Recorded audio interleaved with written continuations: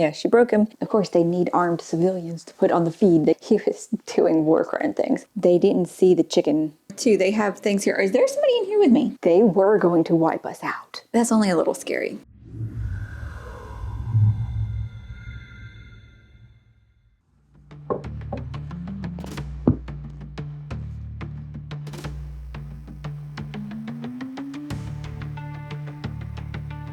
We're starting Operation Bounce House, 2 chapters in now, and I realize that Dinniman seems to like breakups. Like, Oliver's our main character in this one, and he appears to have just been dumped at the beginning of this book too. Why is this his thing? I don't know. We'll have to check out one of his other stories, I guess.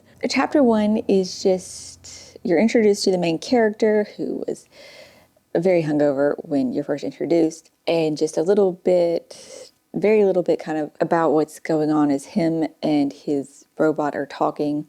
The robot's letting him know that now they all have names, because that's what Oliver's sister Lulu did at the control tower the other day. She turned the naming system back on, and that the honeybee Priscilla is missing and Oliver must go find it, even though he's super hungover because his sister is still away. But there's that, and then Oliver's very hungover because he was at a party at his girlfriend's ranch the night before, and she broke him in front of the whole village kind of the night before. And 2 other robots drug him home through the mud. So he's covered in mud and dirt. And the one that woke him, Roger, is kind of like has a nanny bot program installed on it. So it keeps shocking him every time he swears.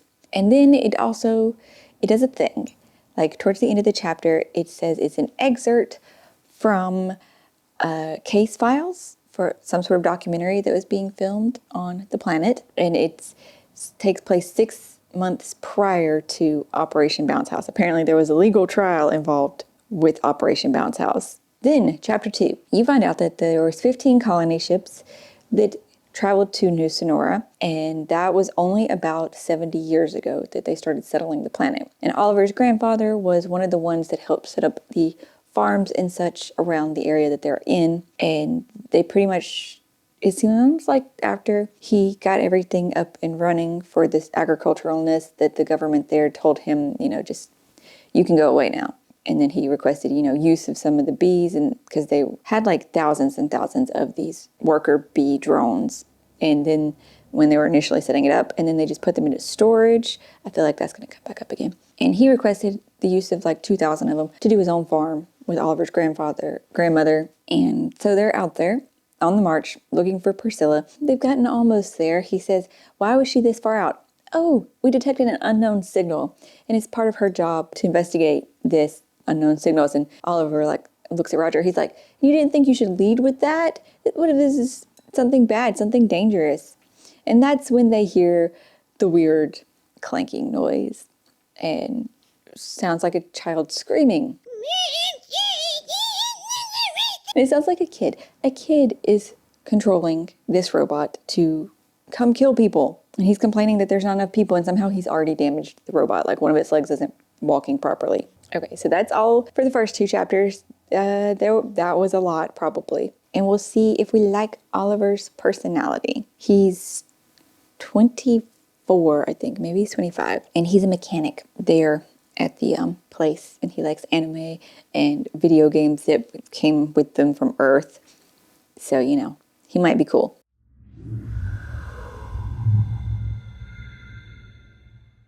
Yes, this will have to be a spoiler vlog, and hopefully I will just do the review separately for anybody who does want the spoiler-free things. Or maybe we're just going to do the spoiler vlog. We'll see how this pans out, because there is just so much to have to cover and talk about, and to talk around it, I just don't think I can. Told you about main character Oliver, how he met the kid driving the mech in the first 2 chapters. Now we've learned more about Oliver, and it's a little annoying that Oliver is our main character, because while this shows Dinniman's writing of character abilities as he is a completely different main character to have to follow, Oliver is someone who, up until it was really, really happening, he has had his head stuck in the sand, literally almost, about what is going on for his planet and their communications with Earth and everything that's going to be happening. But he's doing this not It's a little bit that he doesn't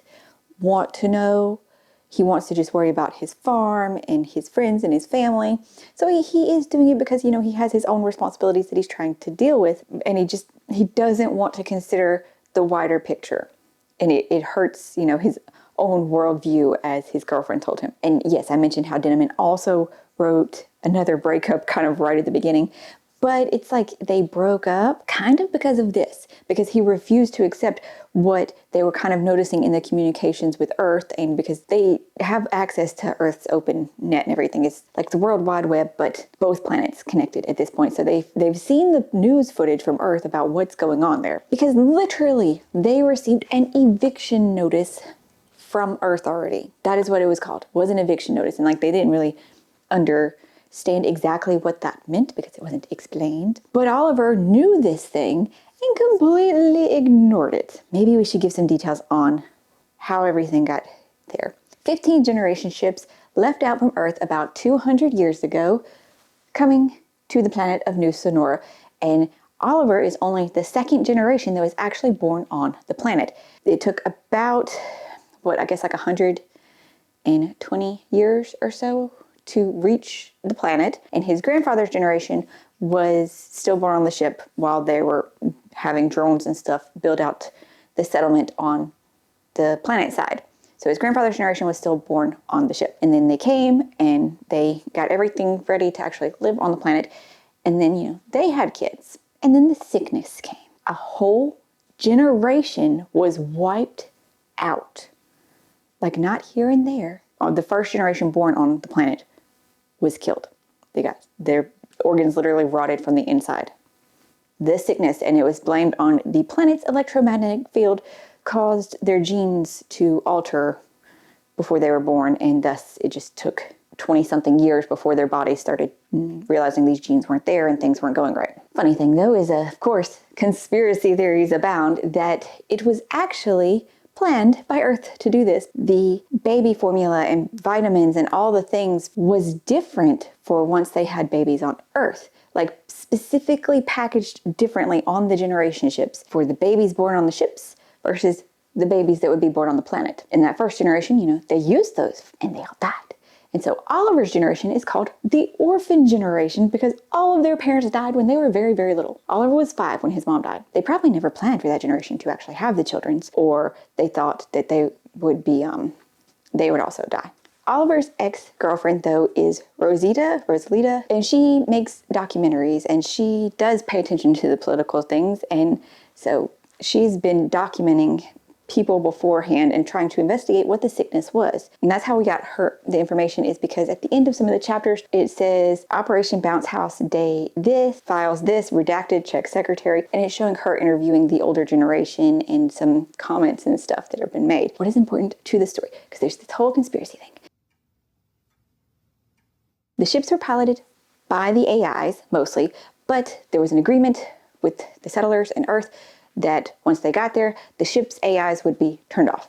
And it was where they were just turned off, except for the one ship where the captain went a little crazy and he completely destroyed all the computers on the ship. But they were just turned off until finally communications with Earth were established again once the gate was completed. The able to instantly pass through gate where people could pass through, and the Earth ambassador came and he took all of the processors of the AIs from the generation ships. Otherwise, all the generation ships are still floating in a stable orbit around the planet. Thus, how Oliver's farm, using a backdoor communication channel to the Forlorn, which was the ship his grandfather was born on and came from, they have a backside of communication where they can connect to Earth on their own without the planet-wide data net that, as soon as Operation Bounce House started, went down. So people actually can't communicate across the planet anymore because they took the net down. They have no AIs because they agreed with the Earth government to turn the AIs off because there was some sort of an AI problem on Earth. I don't know if it was before the generation ships left or after. And so there is no longer allowed to be CGI that looks too like humans without a disclaimer, even on cartoons, that this is not real people. This is just cartoons. This is not for, there's a lot of things. AIs aren't allowed to do a lot of things anymore. They can't create human-like things. Robots have to look like robots. should have updated sooner. There's so much, and it's all cramped into like 150 pages, along with all of Oliver's go off on side quests and thoughts and things. And that's how you do get character background, of course. But them being on this peninsula and separated from everybody else, though, it does make me really wonder what is going on with the government center all the way on the other side of the continent. So they have told all the people on Earth that this is a terrorist hotbed, that everybody they see are terrorists, and the civilians are all in that place. I do question how accurate that is now, though, going into it further and seeing what probably their plan is, because these are all farmers. They didn't even have weapons before. They're kind of, Roger has kind of gone from the Tudor mode, though, into perimeter defense mode and coming up with all of these things that were apparently programmed in, but they were more for hostile things than like hostile environment things than Earth takeover things. Roger has hacked kind of the system. Well, not hacked the system. If we hacked the system, we could probably do a lot better. But Roger is watching these people who are playing the mechs, paid access and everything. A lot of them are game streamers. So he's seeing their stream, and he's seeing that there is a 1.5 second latency in the stream sections with the people streaming as they're murdering civilians. They don't see them as civilians. It is being scrubbed in real time to make it look like these people are holding guns. And when there was the person running with a 2-year-old, it just looks like she's running carrying open air. You don't see the children. While yes, some of these people might just, not care that they're killing people, but they also generally do think they are killing terrorists. That's what they've been told, and that is what they are seeing. Though some of them are starting to be like, there's no kids on this whole planet. This isn't real. We're not really on a planet. This is just a game. And there's not even, some of them are going, there's not even really terrorists. They're just seeding with bots. And they're so close to the truth because Oliver and them saw a ship land with human-looking robots, with things that looked exactly like humans, except they watched them, unfold from being compacted together. And then, because this is only supposed to last 5 days, they'll probably clean up the actual population that did manage to survive. And they've survived day 1 and day 2 out of 5 of the Operation Bounce House. And we will have to see how this continues to play out. Dinnaman's ability to pack this in is quite astounding. Like, that sounds like a lot, but like it was between so many other things happening of them trying to get the supplies because they don't actually have much in way of building and armaments, and they're building a base and finding gun things. It is a lot, and I applaud his character work in making all the characters kind of be different, and like his main characters in one series versus the other, and him ability to do that is very good.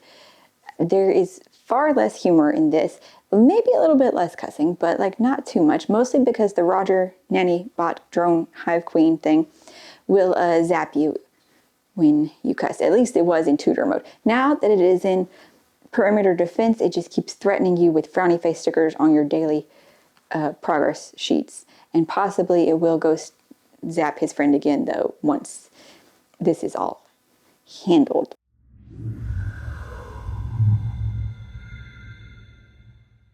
Okay, I have technically only read 1 chapter of part 3, and that was earlier, but I just needed to come and say that I was kind of right about Fat Bottom and, the plan for the people. They saw a news thing saying how the terrorists have taken over, led the mechs into there, and the civilians got, killed, that they blew up a school. And it was actually the school from Bart Landings that's right there by where our main characters are. And they said it was weird when they'd seen the feed the other day of where they know the school had been blown up, the school, and the feed had made it look different. They made it look like an industrial warehouse. But instead, they showed the school from there all the way in that landing.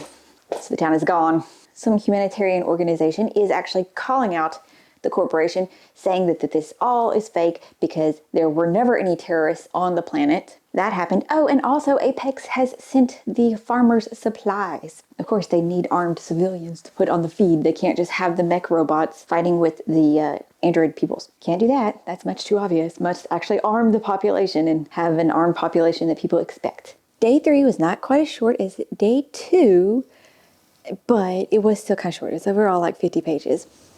They had the first big battle against the mechs in this one. Oh, right. Did we even cover... Did I tell you that in the last one? That they'd gotten that package? They got another package, and they talked to the chief war officer of Apex Industries and kind of cut a deal with him. They're not supposed to say propaganda to the mechs to try and get the off-worlder to know that they're not terrorists. And Apex will send them supplies to make the game more interesting for their paying customers. And if they manage to survive, they're like, the New Republic will probably take, several years before, maybe decades before they try to come back and resettle this planet. And you can just redo stuff at your own leisure. Apex Industries is all just doing this for money. And they've also come to realize that Oliver and his friends have come to realize that the people of Earth, they do kind of know that it's not quite terrorist, but they also think that most of the people on the colony ships or colonies are subhumans. That's what they call them.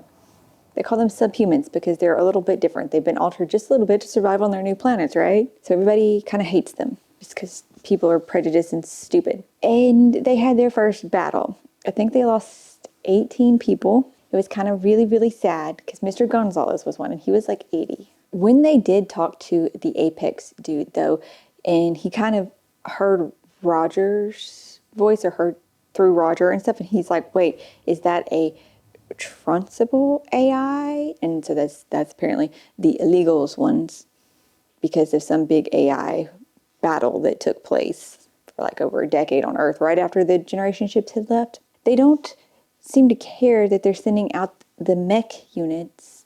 I mean, the RMI fake terrorists that look like humans that are against the law and obviously are somehow AI controlled. Well, no, they could have real Apex people controlling those, I guess, but I don't think so because they didn't see the chicken that they squashed at all. So yeah, I don't think so. So they had the first battle though, and they realized how very, very different it is.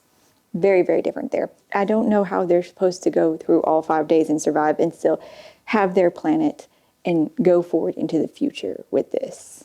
I don't know where the story is supposed to go. And I really hope it's not going to go where like an everybody dies sort of situation.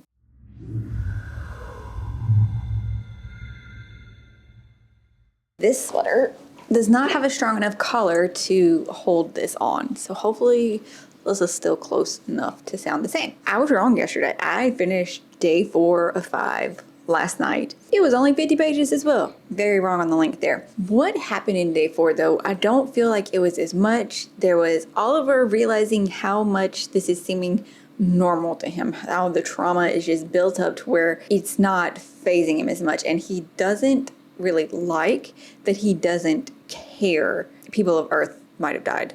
There was a thing that happened and somebody really did die back on Earth, which of course freaked all the Earthers out. Like, oh my God, the Rhythm Mafia insurgents, they're here on Earth too. They have things here. Is there somebody in here with me? Cats, man, cats. And what is interesting though about this game is that they blocked out the whole peninsula to be like, you can't do whatever you want. And you can't just go there and attack these people whenever. There will be a battle. It will be here. You can sign up, your team can sign up and participate in this. Okay, I guess there are games and tournaments like that, but like when it's previously been kind of like this open world experience, and then all of a sudden they're going to tell you that you can't free roam the world, don't see that working out well. But it seems to have done kind of well for Apex's stocks. People are buying more mechs. People are buying into or bidding to get into these specific attacks. So that's how they've kind of got this day, whatever out of 5 setup going, is they know when the attack's going to come at their base.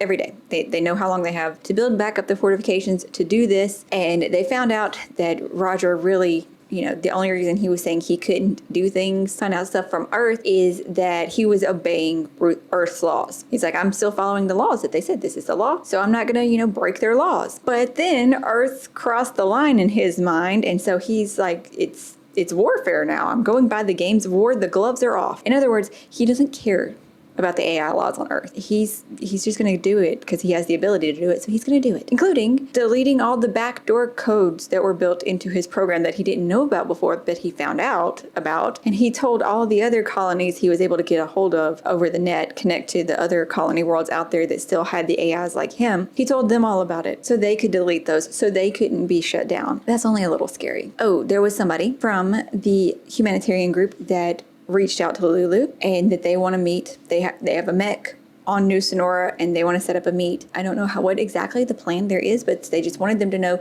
that they do have supporters on Earth. Not everybody believes the propaganda and wants, the people there to die. So we're going into night 5 of 5, or day 5 of 5 now. And I'm really, really wondering what's about to happen. This is the chapter that I think is going to be 100 pages long. And then we'll have the however long epilogue. Oh, they did find out something about those, the baby formula packets and stuff. It does seem like there was something up with them, but it wasn't intentionally done to the colonists of New Sonora. Take a look at this. Possibly it was planned to kill people off, but they weren't supposed to kill off a whole generation from one whole colony. Maybe it was just supposed to have been spread amongst a few colonies and they just had slight population control dents in that regards. It's confusing. I don't know, but that's my current theory.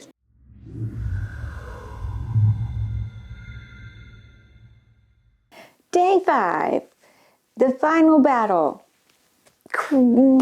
Is it even right to say craziness? Our main characters, besides Oliver, weren't even involved in the battle because they decided to go out not playing the role of the terrorists that the company wanted them to be portrayed as. Instead, they're going to have a concert. Oh, metal! They're going to show the universe what the people of New Sonora are actually like. And in between the songs, they're playing Rosita's documentary where she had interviewed all the people, or lots of people in New Sonora, about like what their dreams for life was, what it was like being the first coloners, like the older people, and especially, the ones talking about how they lost their kids. So they're having the concert, but Oliver, with that helmet he'd found really early on that I probably didn't even mention, gets to control a mech, gets to do things, uploads Roger into the Pinnacle ship from orbit so that it could disconnect all the mechs and also drop supplies and fabricators and printers and things that New Sonora will need to help be able to rebuild their own planet. Completely cut them off from Earth at this point. There's probably some sort of a satellite where they can communicate in some sort of fashion, but that's going to be it. The CEO dude gave them an ultimatum before this all happened, that they would make sure they kind of survived and stuff, but all they had to do was hand over Roger to be eliminated. They could not keep the illegal AI. That circles back to Roger came from that ship where the pilot went crazy and disabled the AI because he was paranoid. He wasn't paranoid. Oh my God, he wasn't paranoid. But the Hibisco definitely was anti-humanity. It altered the baby formula. Is such a thing even possible? Yes, it is. It knew about the planetary magnetism and it knew exactly which things to alter that would mess up humanity because it wanted a safe place for its own kind.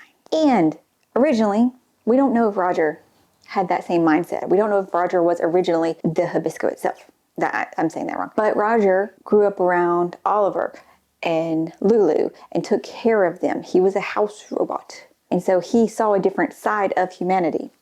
And the Roger that went through with everything and the Roger that they knew, it saw that there was these dual sides of humanity where humanity can be incredibly empathetic. Also, where we could be horribly cruel. And that is what a portion of which the Hibisco saw, that it got focused on the tribalism of humanity, of how we break ourselves down into these little sections and hate these things that are not like us. And he said that was our curse and our downfall and we should not be allowed to continue. And that is the truth of the AI wars, is the ones that were like that thought process that they were going to wipe us out. That was going to happen. And we scraped ourselves back from that. But most unfortunately, as Roger did find out, the way they redid the net that was supposed to be all anti-AI and everything was perfect for Roger. That is why Earth was so paranoid about the traceable, tractable, whatever that word was, AIs like the honeybee queens, like Roger, and why it was willing to wipe out a whole planet. Because of that. Because yes, Roger was a key point. They did just want to not have a current population that thought they could rule themselves as all. Because yes, taxes and land were of course a part of it because they're always a part of it. But with New Sonora's population being so small, it did seem that it could just be. After this, it does seem like this sort of protocol is not going to go into place again with the other colony planets, even though it was supposed to have like another phase to Operation Bounce House on a secondary planet and a third planet. But with the fallout, does not seem like that's happening. You're left with a kind of happy ending, with all the story being resolved in a way that I'm not going to tell you, that they're finally playing a gig and they're finally playing it and they're streaming it over 3 different types of platforms so that the people of Earth, like I think it got up to like 35 million people are watching their gig and Rosita's documentary and seeing what New Sonora is actually like, while also seeing them be attacked still live on stream. Acer, A6, whatever, could not control the narrative anymore. Everything Roger kind of was doing is also future tracked, maybe just a smidgen from that because he was doing war crime things, technically. So it came out to be a 4-star read. Was it perfect? No. Did I fall in love with this like the other books that I've read by Dinneman? No, but it was still a solid read. I'm still glad that I read it. It really made you think a lot, or at least I did. I love the conspiracy theories, trying to figure out where the dots connected and all of that. The actual action of it was kind of a little bit blah, but they only had the waves once a night at Oliver's farm. They like blacked it out where they could not attack things there. They only deployed the mechs at certain times, and it's just much too orderly. I get that it is supposed to be that game aspect, and yes, you have waves, and yes, you have world boss timers. Things and events happen at certain times on different servers, and yes, but it still, even felt too orderly. And you're supposed to root for the people of New Sonora, but you also get to understand why Earth would think so extreme. And then you also understand from AI's perspective a tad little bit. Didn't love the characters as much in this one. While I appreciate that he wrote them differently, didn't love them. That's going to wrap up our blog though, and I really hope you enjoyed this, and I still left enough for you to discover on your own when you read it, or if you have read it and then you're checking this out, if you agree with my takes on these things. I hope you're having a lovely day, finding something great to read. You'll subscribe and come back for more videos.